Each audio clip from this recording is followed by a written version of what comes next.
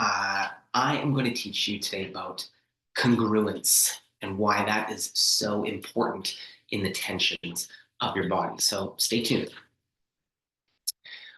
All right, so I had met with a guy this morning, and we were talking about his care in my practice. We do a lot of somatic work and breath work and spinal work as part of a practicing chiropractor. I care about the structure and integrity of your body and how it moves and how it flows and the flexibilities and the movements and things like that. But I also care where it gets hung up, where it gets tight and tense and distorted in there.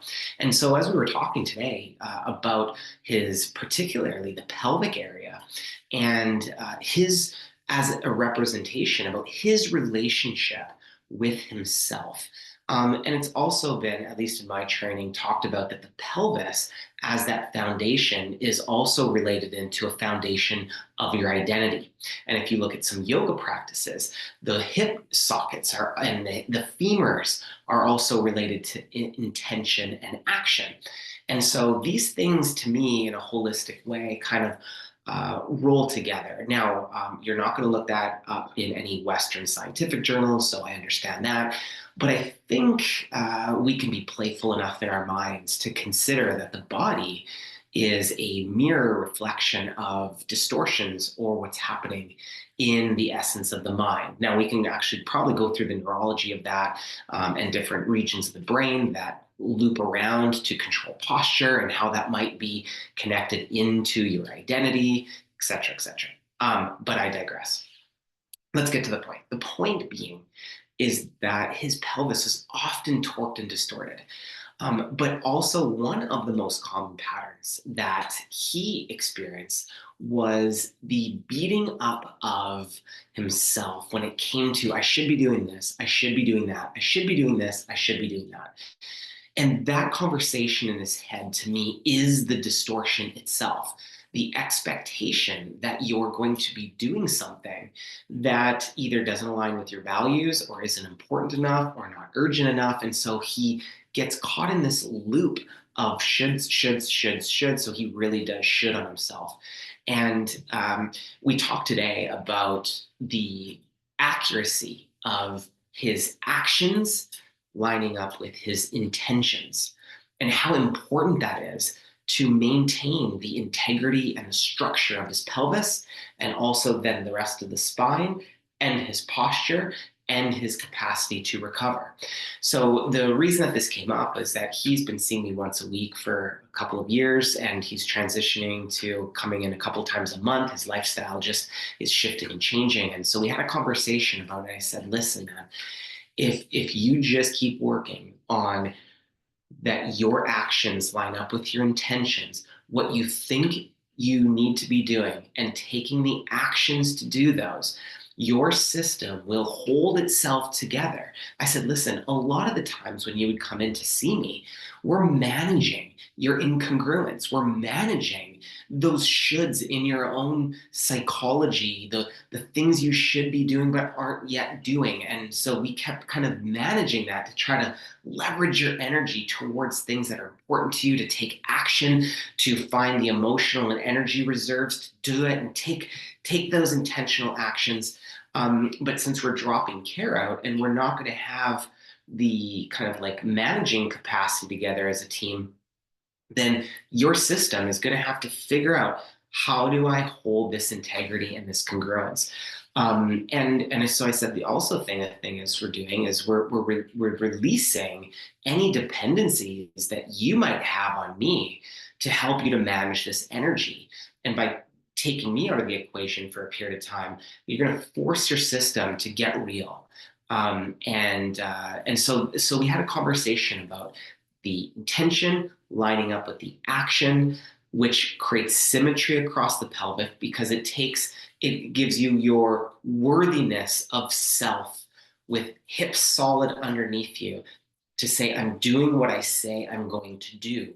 And how important is that in the health of your own psychology? But the rippling effect is the health in your own physiology, which is the body, the hips, the pelvis, the spine, and the posture. So The reason I wanted to mention this to you today is a lot of your distortions in your body, particularly the pelvis, can be looked at as the point of identity and the congruence between your intentions and your actions. Hip, hip, pelvis, sense of self, worth, posture, alignment, etc. So if you can kind of picture that in your mind's eye. So my call to you, my invitation to you would be this. If you notice distortions in the pelvis, if you notice postural distortions, if you notice twists and turns, if you notice pain in the pelvis, even, check in with, am I doing what I say I'm going to do? Am I doing what I say I want to be doing? Am I congruent between my actions and what I know is best for me? Those are really, really important questions as you use the feedback from your body and you use your physiology to inform your awareness and to use that as a leverage to lead yourself or to grow your awareness or to lead your actions towards something that is more authentic, more aligned with you, that keeps you focused, that keeps you on point with who you are and what you're about. I love, as a holistic kind of chiropractor, to be able to use the body and symptom feedbacks just as a mere invitation to ask new questions. And the pelvis being, to me, the questions that can arise around identity and congruence between your intentions and your actions. So just thought I'd share that with you today as he kind of like really expanded his awareness that yeah, this is all about me dropping the shoulds and just doing what I know I need to be doing and what's in my best interest and what calls me as a human being in this body to go and execute. And so that was our session today, and it was alive and well, and we both, kind of high fived as he went out, and he has a new focus, and the focus is how bloody congruent can I be in my own being that is going to give me the best structure, the best release of tension, the best recovery for me, and going to allow me to live a life that is even more alive. So hopefully this was helpful, and enjoyed delivering this to you. If you want to subscribe or share it or whatever you do on the world of YouTube, at least I'm a participant too on YouTube. So, I'll subscribe to people that I like. So I appreciate you subscribing, and I share these videos with my friends and family for things that are important. So if this hits with you, and if this maybe someone in your life needs to hear this little ripple of wisdom, then please do that. Thank you very much. Appreciate it, and we'll see you next time.